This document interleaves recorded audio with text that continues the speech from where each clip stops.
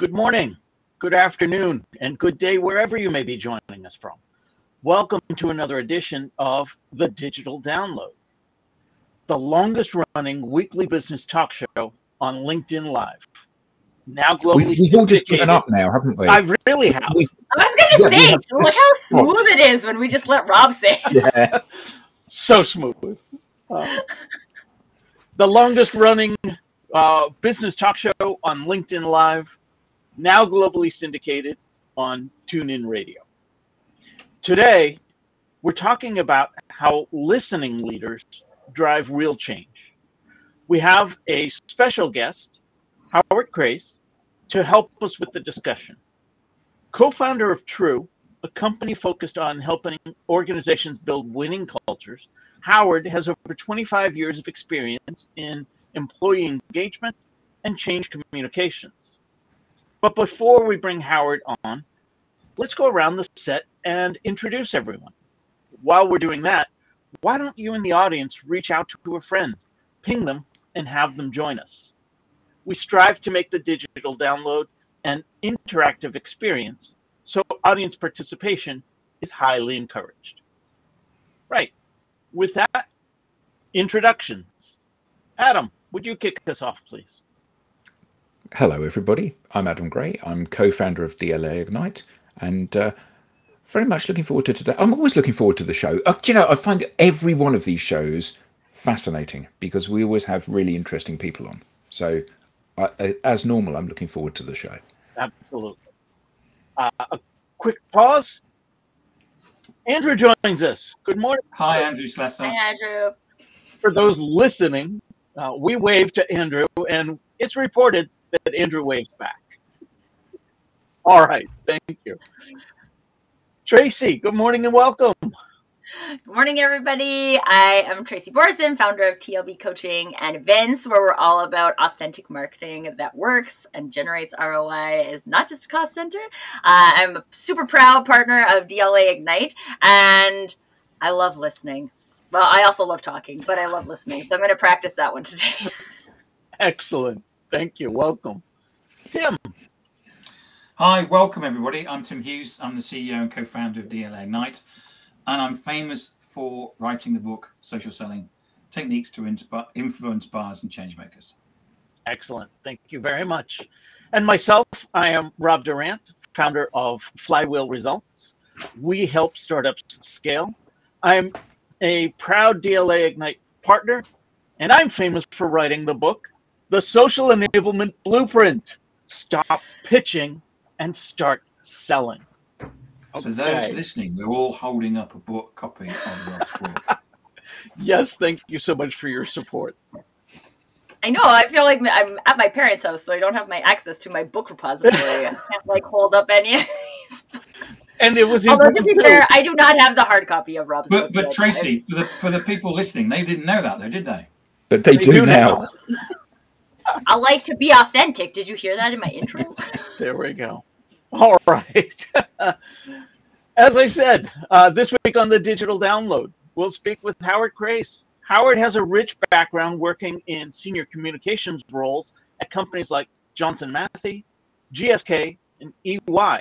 And he co-authored Leading the Listening Organization, which explores the importance of listening for organizational success. Let's bring him on. Howard. Yay, welcome, Howard. Good morning and welcome. Good morning, Rob. Hi, everyone. Howard, let's start by having you tell us a little bit more about yourself, your background, and what led you to where you are today. Yeah, sure. So, as you said, a lifetime really spent in the field of employee communications, which is not something that when you're studying, when you're thinking, where's my career going to go, you think, I know, I'm going to go into communications and engagement. It's not really something that most people know about until they fall into it. But I fell into it, and I stayed, and I've worked in those companies you mentioned and other big companies. And about 18 months ago, decided, or less than 18 months ago, decided it was time to do what so many others do, I guess. And with my partner Anne-Marie, we set up True. So a business aimed at particularly helping businesses through change. I think change is done really poorly, and there's lots of data to support how poorly organizations go through change, not bringing their people with them on that journey. And for about the last 6 years, I've been working on this topic of listening with a couple of other colleagues. And we produced, it came out of an event we were at, and just had the chance to have a chat about what did listening mean.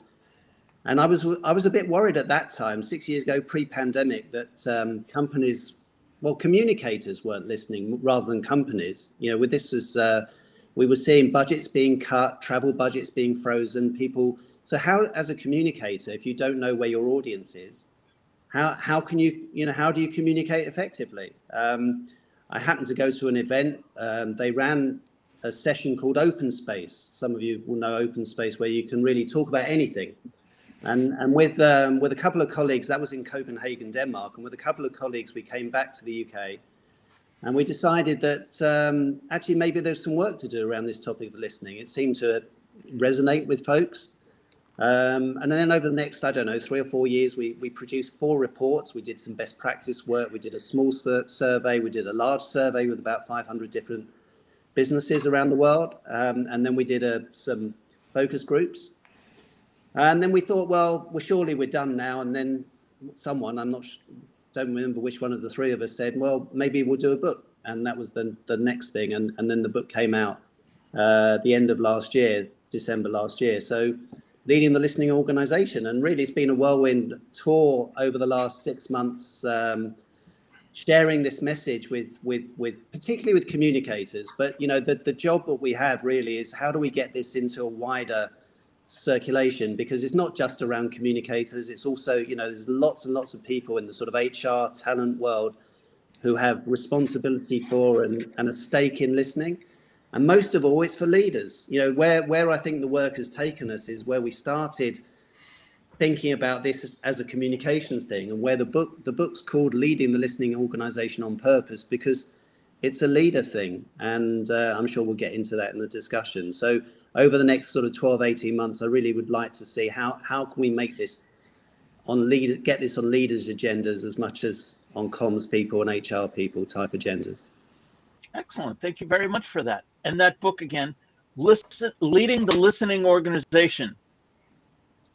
And we have a few copies displayed on screen now. Thank you both for that. All right, so Howard, let's start with a foundational question. How does effective listening improve organizational performance? Yeah, I think many ways, and headline in terms of performance. First of all, I think it helps leaders make better decisions. So leaders recognizing that they don't know everything, finding the people that do know things, and then listening to what they have to say, which should help them to make better decisions. One of the things I think it's important to say about listening from the get-go is that this is not about democratizing decision making. Leaders make decisions, but they can make better decisions if they listen to the people who know more than they know. I think in many companies you see this old-fashioned hero leader culture sometimes, where leaders sort of feel they have to know everything. They have to have an answer for everything. In the book, we call it the parental trap. It's a bit like when you're growing up and you say to your parents, why do we do that? And they sort of say to you, because we do. And it's a little bit like that in organizations sometimes. So I think that we need to sort of recognize leaders should be, good leaders say, I don't know everything. I can't possibly know everything. So I go and find the people who do. That helps me make better decisions.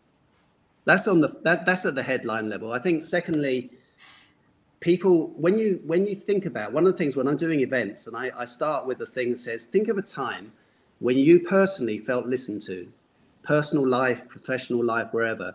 How does it make you feel? Or how does it make you feel when you're not listened to? Because you're talking to someone who's multitasking, they're on their phone, they're looking at the sports scores or whatever it is. And you know that you feel valued, you feel good when someone listens to you. It's a natural thing from childhood, but we feel good when we're listened to. We don't feel good, we feel angry, different types of emotions when someone doesn't listen to us. So when the organization listens to us, we feel good, we trust it more, we feel more engaged. And if we believe in engagement, then I think we feel the benefits of engagement that come, in terms of staying longer, performing better, not being off so often, all of these things and more come, listening is has a big contributing part to that. But I think also, in terms of risk, in the UK at the moment, we've seen a very well publicized scandal with our post office, in America with Boeing, and others, where you see whistleblowers at causing topics that these companies would hope had never come out, because in the post office case, for example, they willfully decided not to listen. And it's not like people haven't been telling them, you're getting this wrong, the people that were impacted by it, but they decided not to listen. So again, listening is a big contributing factor, I think, to risk management as well. And so, you're seeing all of these things just from performance. I mentioned change earlier.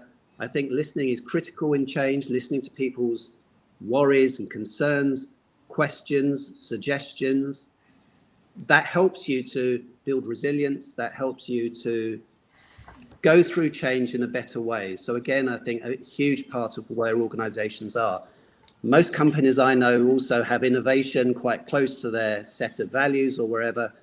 But how do you innovate if you're not prepared to listen to other people, new ways of doing things? And I think if you look at the development of diversity, equity, and inclusion, for example, you also see at the heart of DE&I is a desire to make better business decisions by listening to more diverse voices. So again, listening is fundamental as part of that as well. So it's everywhere, and it's the right thing to do. Why would we not want to listen to people? Why is it we believe we know best all the time? So let's assume that I'm a leader and I absolutely buy this. And one of the things that we see a lot is that we position a concept in front of a client or a prospect, and they go, yeah, absolutely, I buy into that. But there's a huge gulf between the conceptual idea and how you're going to execute on that concept. So listening, a great example, you worked at GSK. So it's a massive company, and Tim and I met at Oracle, massive company. And you've got a company like that, and it's really important that the leadership gets to listen to the people across the organization. But there are a whole host of challenges. So firstly, there are multiple layers. I tell my boss, who's Tim, he tells his boss, who's Tracy, she tells her boss, who's Rob, and Rob is too busy doing other stuff to tell you because you're not listening, because you're the guy that runs it all. So first of all, what's the mechanism for listening in a large organization? And how do you create a culture where, and it's not about whistleblowing, but it absolutely is about me as somebody at the coalface having difficult conversations with you, somebody who's multiple layers above me, and say, I'm deeply unhappy about this, and here's why. Where I realize that, well, I don't fear that me giving you that information is a career-ending conversation that I'm having. Now, how long have we got for to answer these questions? Howard, we're listening. Yeah, well, I mean, they're not quick fixes. I mean, let's try and keep it sort of short, and because all of these are really good points, Adam, and certainly in the book we cover them. So no particular order, just the order I remember from what you've said. So I've worked. I mean, look, leadership. This is why we say it's all about leadership, because it's leaders who ultimately, I think, set the direction for things like culture, the way we do things around here. So if leaders don't listen, if leaders are don't see that, they see it as extra, and I'll come back to that in a second, then it's going to be a challenge. And when we've been presenting and people say, communicators, for example, we get it, we support it, but my leader doesn't listen. How do we change that? It's very difficult. It doesn't just happen. One of the things we did in the book is that actually we had some help from a Canadian academic, and she did some work for us, and she looked at about 18 different business schools around the world, the top MBA type schools in the US and Canada and Europe and so on, and looked at how many times listening is mentioned as in one of their courses, in one of their sort of course titles. 18 schools, 1 mention, and that was customer listening. And that's not entirely surprising. But what that tells you is that aspiring leaders, senior leaders of tomorrow, are not being, where they're taught about communications at all, they're taught about projecting one to many. They're not taught about listening. So we do have a challenge here. Now, I've worked with some amazing leaders. They get it naturally. They might need, a bit of help, but they get it. They understand that, bringing their people with them is a fundamental part of leadership. I struggle myself with people who say, I haven't got time to communicate as a leader. I haven't got time to listen as a leader, because what else should you be doing as a leader would be my challenge. Isn't that what you're meant to be doing? If you don't bring your people with you, what is it that you're leading? So I think, I'm not making light of it. It's a real challenge for us. It's probably the biggest challenge. And we do go in the book around what does a passive listening culture look like? What does an active culture look like? How do you move it? And there are many, many, many ways. I think we list in the book sort of 21 different methods of listening. So there's lots of ways of listening. For me, though, it's about mindset. The tools and the mechanisms come after. In many companies, unfortunately, what we see is we do a survey, the annual survey, and therefore we listen. Well, that's not true. There's many companies.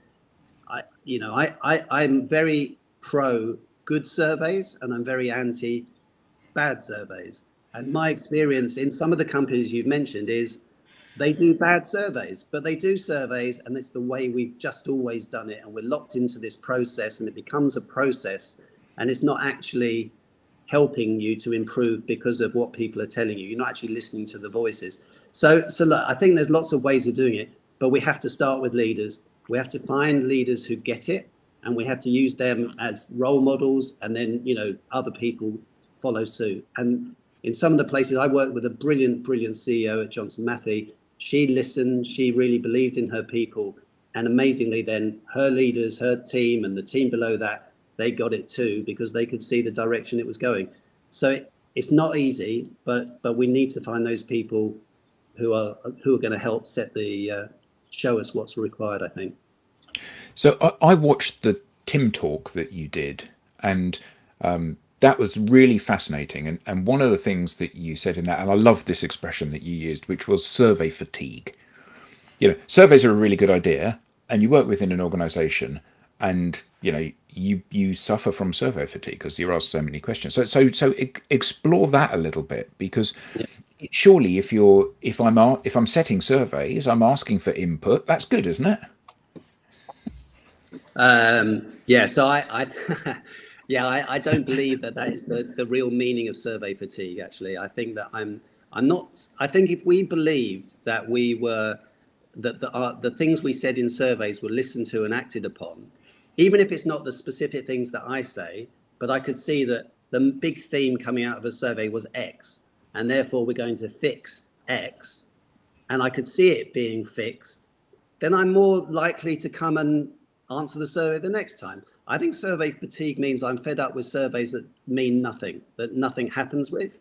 And if I could see that actually they made a difference and that action happened, I'm more than happily keep responding because I see a value in it. So the fatigue is really because it's just, it's just an exercise. It's just a process. We have a few comments from the audience. We have a LinkedIn user who says, love that the explanation about leadership not being a democratic position, but good leaders listen, leading to better outcomes.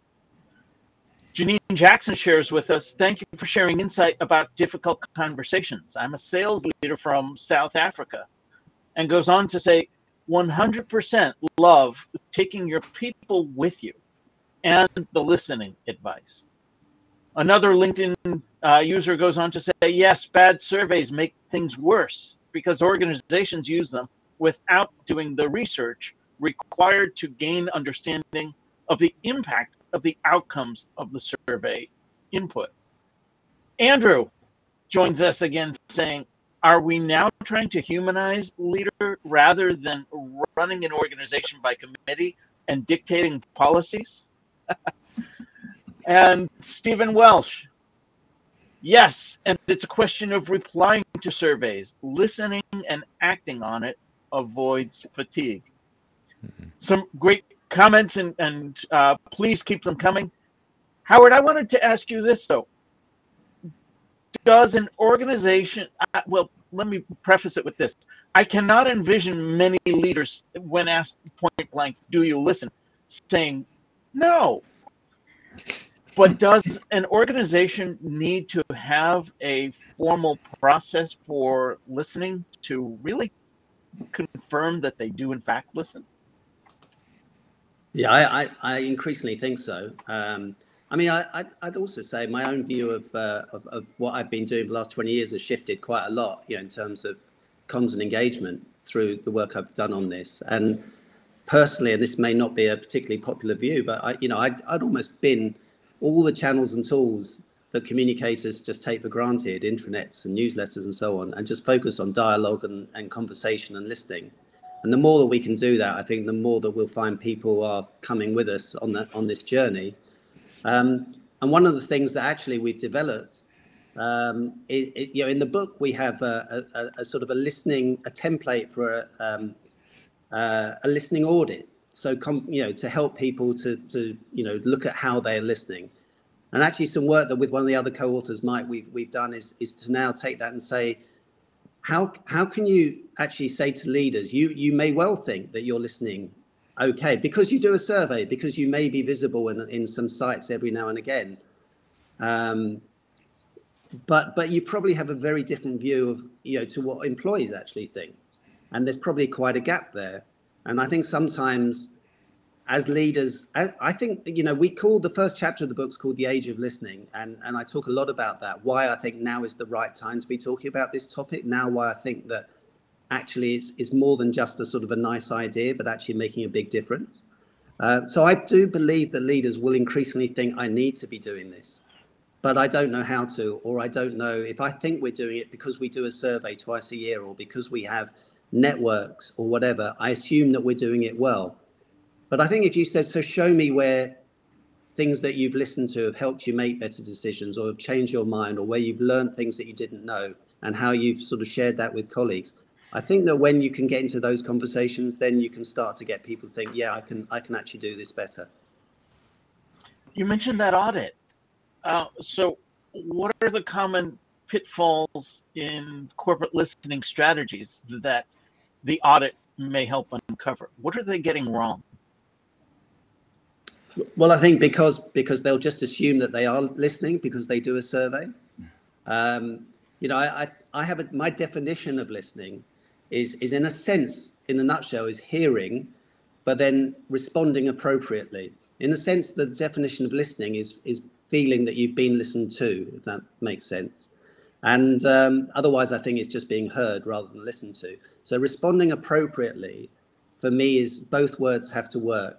So you can respond, but not appropriately. So if you do a survey, and again, this is my experience in some of the companies I've worked in, I know it happens in many others, where you do the survey, but by the time the wheels have sort of been turning and all the data's been crunched and it's reported to the senior team and then re-reported and the next lot of presentations come out and Christmas comes, it's 3 months or more before you start to share some very high level responses with the audience. I don't think that's appropriate.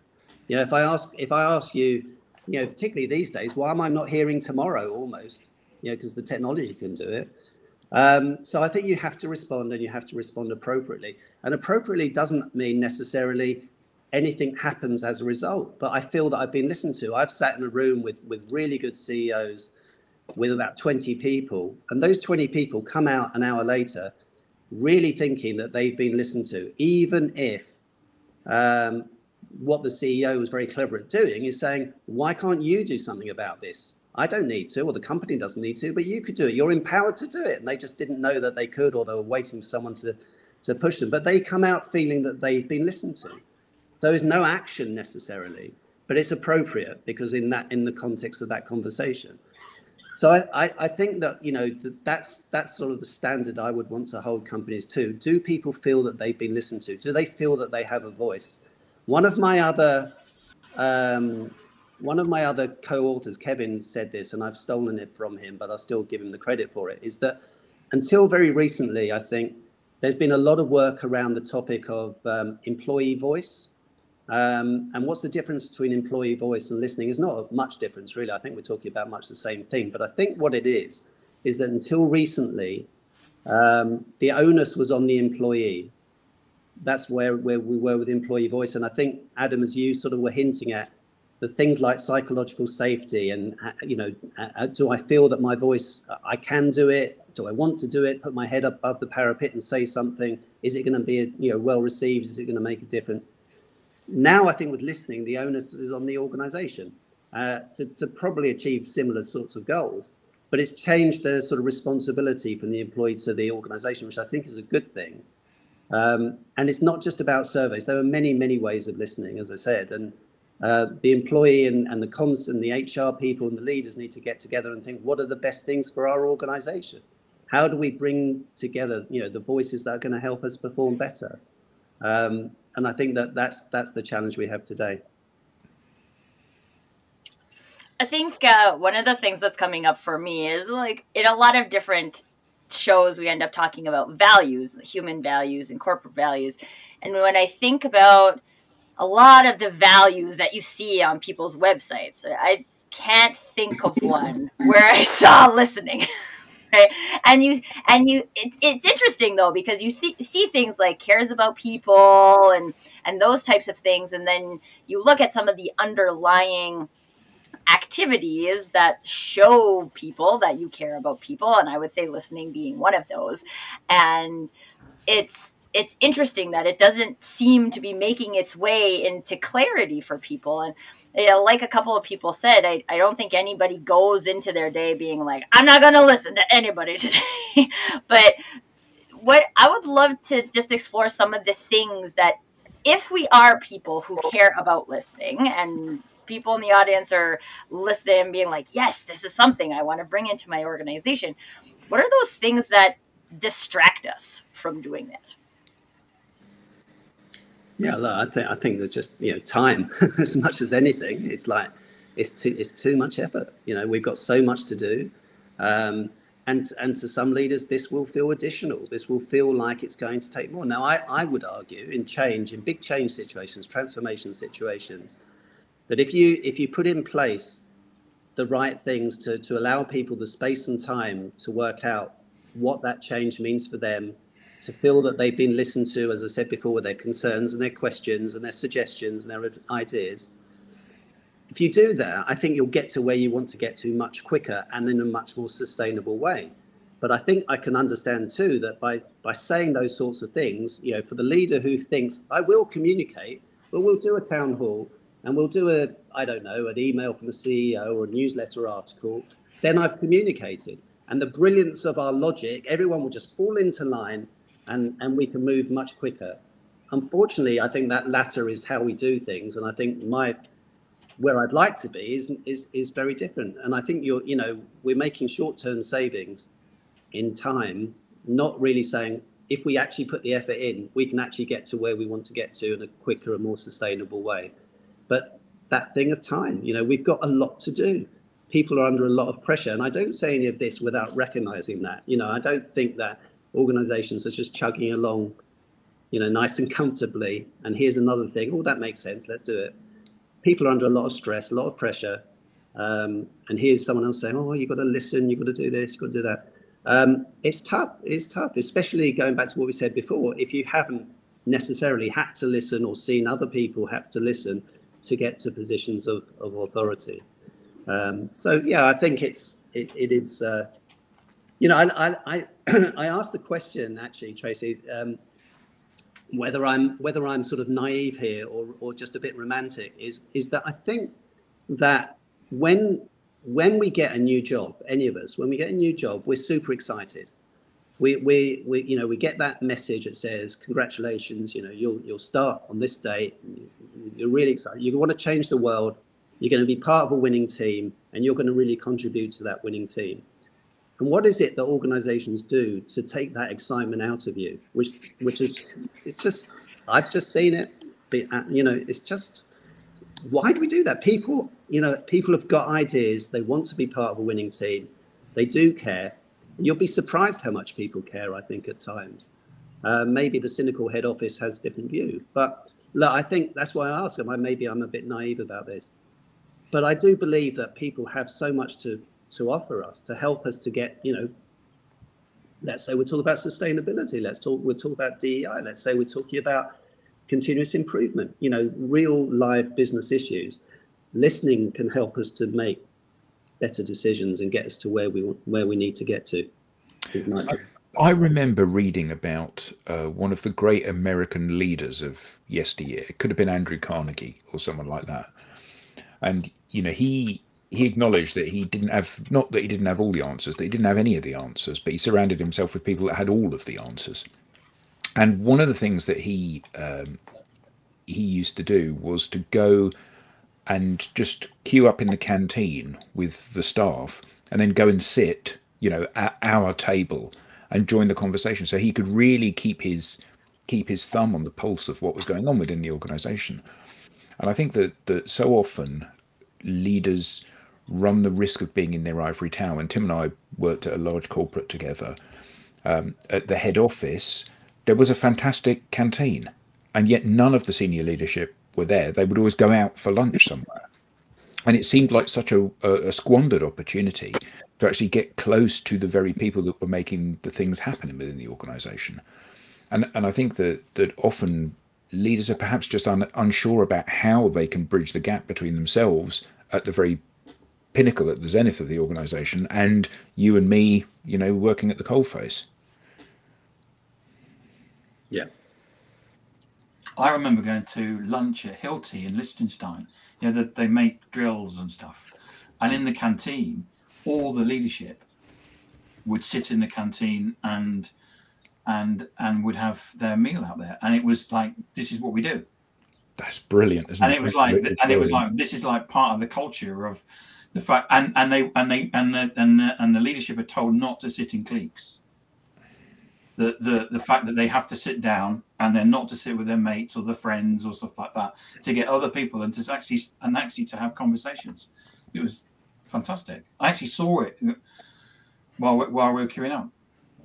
Yeah, and I don't want to ever give the impression that all leaders are bad or don't get this. I've worked with some brilliant leaders, some really fantastic leaders, and they don't necessarily were never taught about listening, but they just get the fact that you need to bring your people with you. You need to create an environment where people want to come on that journey with you. And you see that in business, you see that in sport, you see that in all walks of life. So, that you can then employ something which we call listening is great. But there are many, many great leaders who get this, naturally. I think our challenge is, how do we get to your first question? How do we get more leaders to recognize that, what they need to do?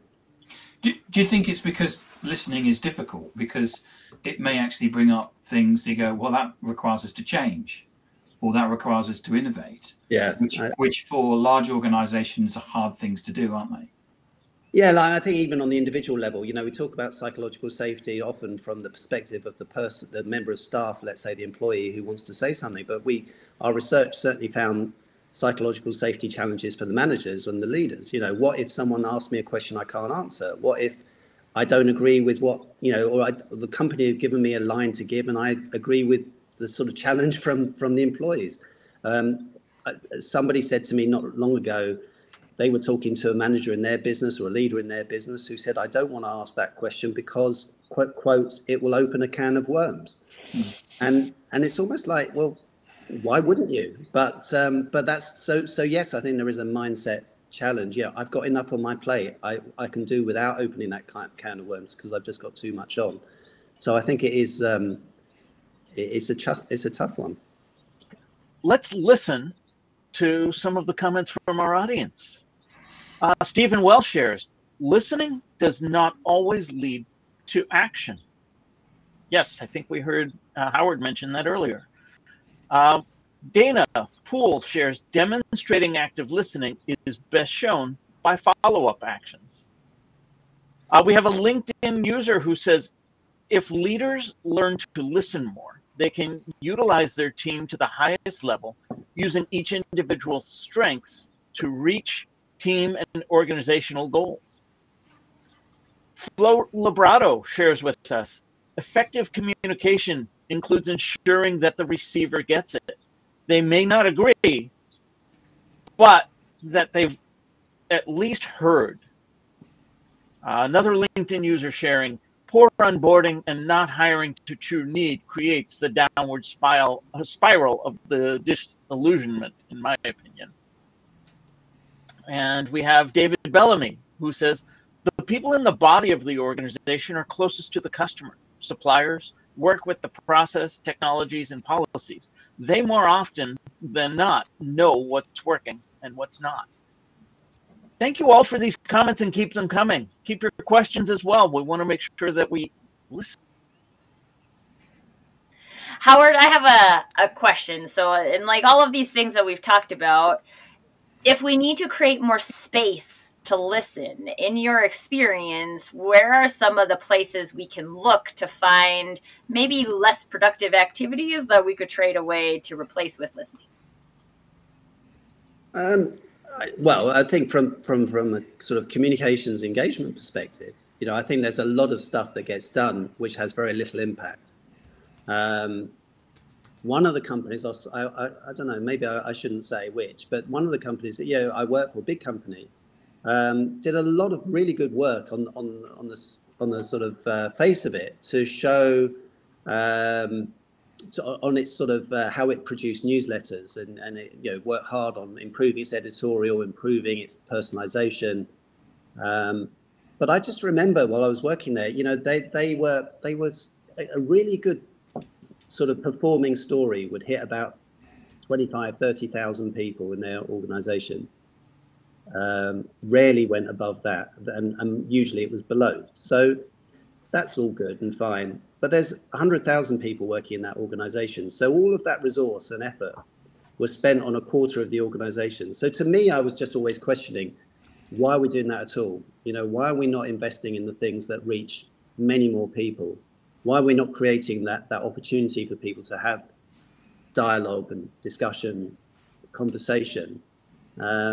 So I think that, we could, as comms people, we could look at what we do and say, is that really having an impact? I mean, all the money in the communications world is on platforms and intranets and technology. But I'm doing a project at the moment, just came off call just for this one, with a series of blue collar workers, I guess, in manufacturing plants, people who are not even given company devices, don't have any any access to these channels. Yet where's the sort of time spent creating the content, and I don't think it's helping us. So I think that we could look at, are we really having the impact, in terms of what I do, are we really having the impact that we might have? And if not, what could we do that would actually have a lot more impact?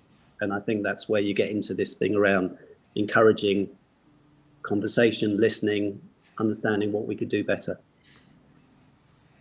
Because we had I remember I worked for a company where we had this employee survey, and it was a classic, what we want is that we're going to carry on the beatings until the culture gets better, and you must fill it in, otherwise we're going to come around and hit you with a stick, and you must say how happy you are working here, and it was. So I used to just I used to answer it and then up it by whatever I felt. I upped it by 1, just to because they said we're not tracking it. And you go, yeah, you are. You can track the IP address of my PC. So and I think we've all had that, and I think that we all look at employee surveys and are cynical about them. I think the thing I've seen a lot of is like the 360-degree survey. So like you get to assess your manager and your coworkers at different departments, and they get you get 360-degree feedback on your performance, and there was so much work that went into it, and now you're trying to collect so much data from every piece, every employee, not just one survey, right? I gotta fill in surveys for a whole bunch of people, and I never saw anything come out of any of those. And I was on both the filling in survey side and coordinating the distribution of survey side. And I was like, what are we doing here? the concept is good, right? Like the concept of understanding how people are experiencing you in the organization, I think is great. But if we're not actually going to listen, or we don't have the culture for people to actually provide relevant information in their survey, then it's just a big waste of time. There's so many good ideas which are just not very well implemented, and you know, I think David Bellamy's just said on the comments, you know, a deep problem with trust between organisations and their people. I agree in many places that's the case, you know, because we don't respond in a way which is, you know, sort of an adult to adult response. And we either think we know best, or we hide the data, or we just don't do anything with it because it takes too long. And, you know, actually somebody I know who runs about 25-person organization said to me that in her organization, she'd made some changes to the benefits, but it had taken probably 6 to 9 months to actually get these changes made. They were quite complex.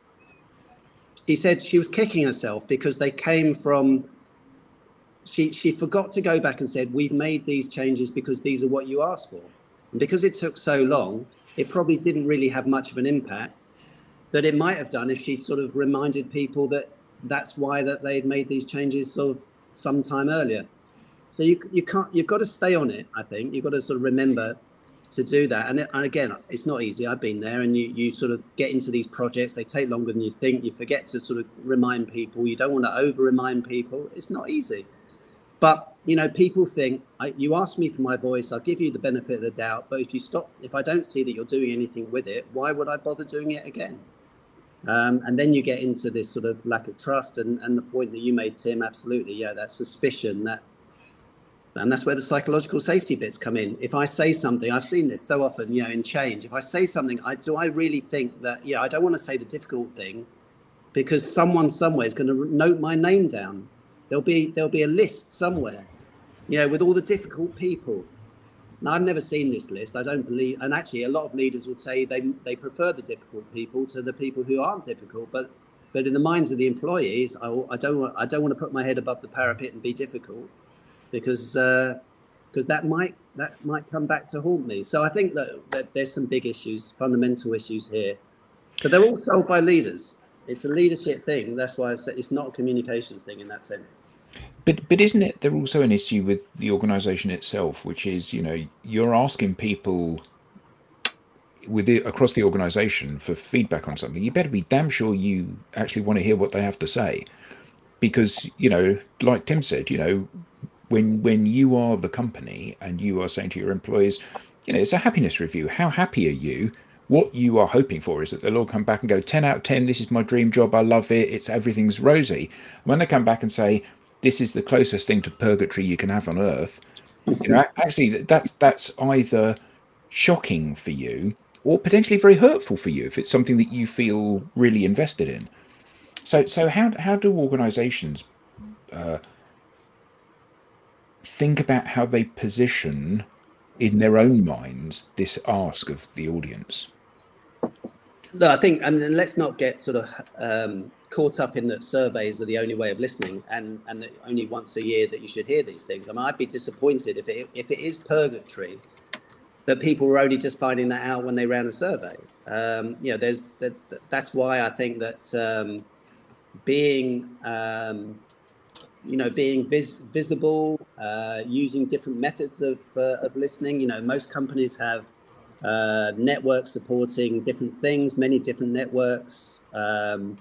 I think you know, you've got lots of opportunities to listen, and that's where we go back to, you know, put your listening strategy together in a way that's actually going to deliver value for you, rather than just do this because it's the way we've always done it, because we're tied into some contract with the big survey organization to ask this huge survey that really is, no one quite understands half the questions. Yeah, let's actually have something that's going to give us value, and then it should be easier to deliver on that. We have a question from the audience. Dana Poole asks, looking at the current job market and many companies doing layoffs, do you think it's an indication that leaders or the workforce are not listening to market trends and tech changes? Or maybe they're not listening to each other either. Yeah.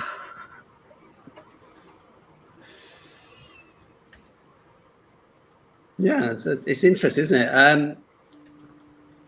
I think one of the things I try and think is that all the things I've said around listening doesn't stop an organization from making tough decisions. I believe you will perform better, but that might still mean that you're going to go through periods of struggle and periods where the economy is poor or for whatever reason, you're not performing as you need to. So you may need to do things like layoffs. I think the way that you handle those sort of things, the way you listen to people who are not leaving the organization is very important. But I don't know that, just the fact that, the job market per se, or the fact that there are layoffs going on is a reflection of whether companies are listening. They may well be listening and their new strategy may be taking them in a different direction.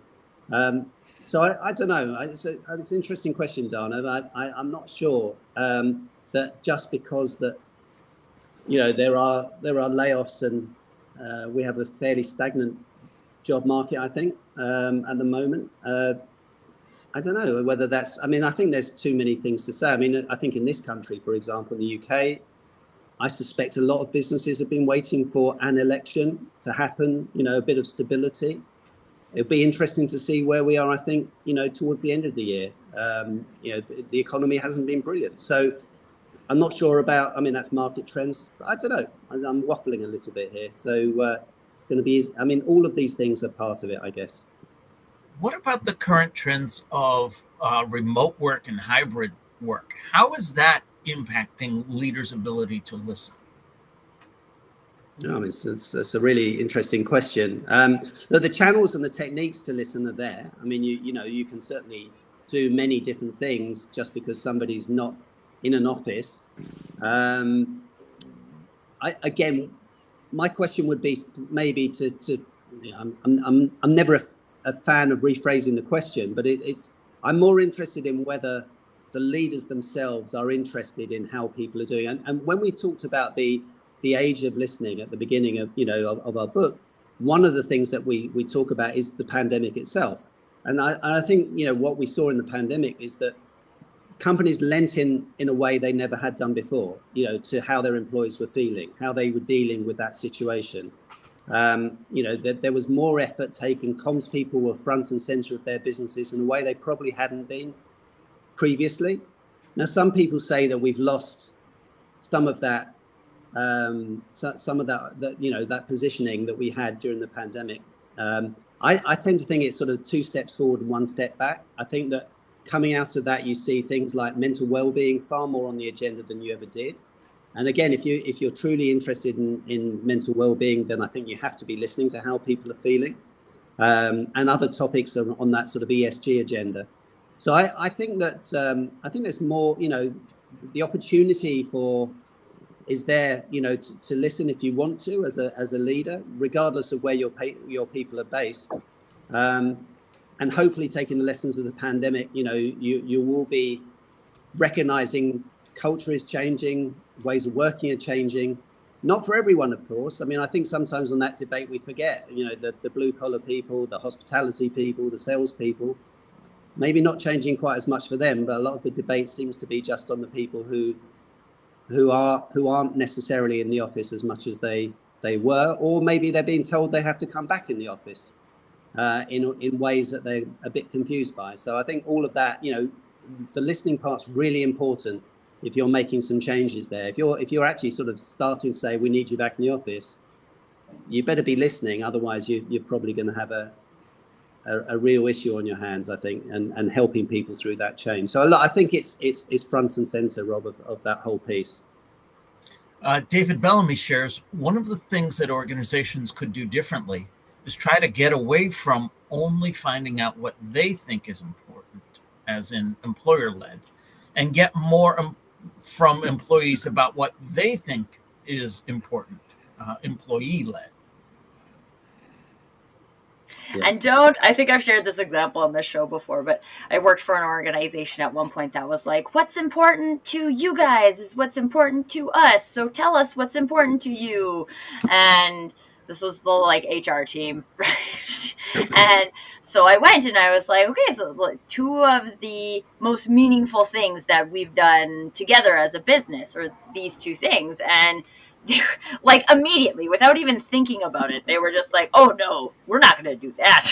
And I was like, oh, okay. I mean, so do you think I'm going to tell you what I want next time? Because like, I know you don't care. You're saying it and you don't want to listen. So, and it's not like, because I think a couple people mentioned it, and you mentioned it too, Howard, like, it's not that we can necessarily execute on everything that every employee says all the time, right? It's just not feasible, especially for a large organization.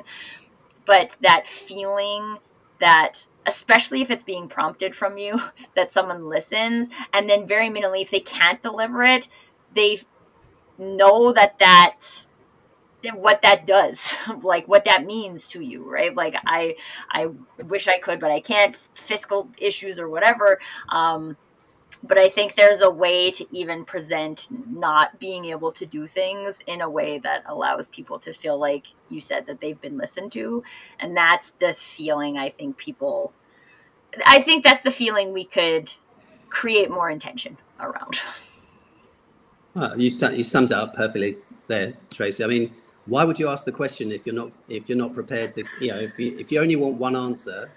It's almost like, here's a list of things that we want you to be interested in. Just select from this, otherwise don't bother. Honestly, I'd rather you tell me that, right? Because then at least we have clear communication and that you're only willing to offer this. I can choose within this realm of things. So, okay, I'll go choose within that realm of things. Yeah. And someone probably had a really good idea at some point by the time it actually happened, and then they started getting things they didn't want. So yeah, I think you've highlighted. I won't bother next time. I'm just not going to play. Yeah. So which things would you like most? Would you like lower pay, fewer holidays, both of the above? I quit. But bad news has to be delivered. I can't necessarily meet every expectation. We can't have free lunch in the cafeteria every day. How do you balance the making sure they felt heard with delivering what might not be the answer they want?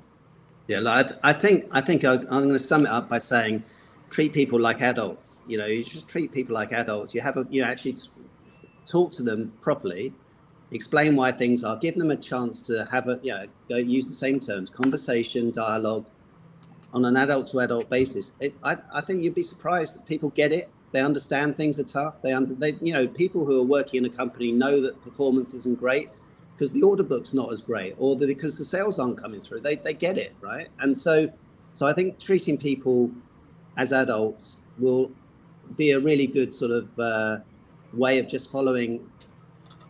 Just a good thing to live by, and then look, people get that you have to do. It's not that you can't take bad news. I think it's you can't take either uncertainty, which often comes because I'm a bit nervous about giving you the bad news, or I can't take it if it's told to me like I'm some small child and you're the sort of benevolent parent telling me the bad news.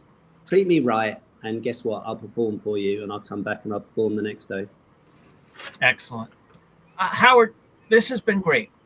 Where can people learn more? How can they get in touch with you? So certainly they can get in touch. I hope people connect on LinkedIn. Howard Krais, obviously at Howard Krais. The book is Leading the Listening Organization. Thank you, Tim. Leading the Listening Organization. So that's available. You can go to my website, true-communications.com. And the resources page you can find, or go to the Amazon. Routledge is the publisher. You can get it from the Routledge site. Amazon have it. And yeah, please connect. I mean, I'm pretty active on LinkedIn. I'd love to continue the conversation with folks. Excellent. We now have a newsletter. Don't miss an episode. Get show highlights, beyond the show insights, and reminders of upcoming episodes. You can scan the QR code on screen or visit us at digitaldownload.live and click on newsletter. Howard, on behalf of the panelists and to our audience, thank you for being here. Thank you all for being an active part of today's show. And we'll see you next time on the Digital Download.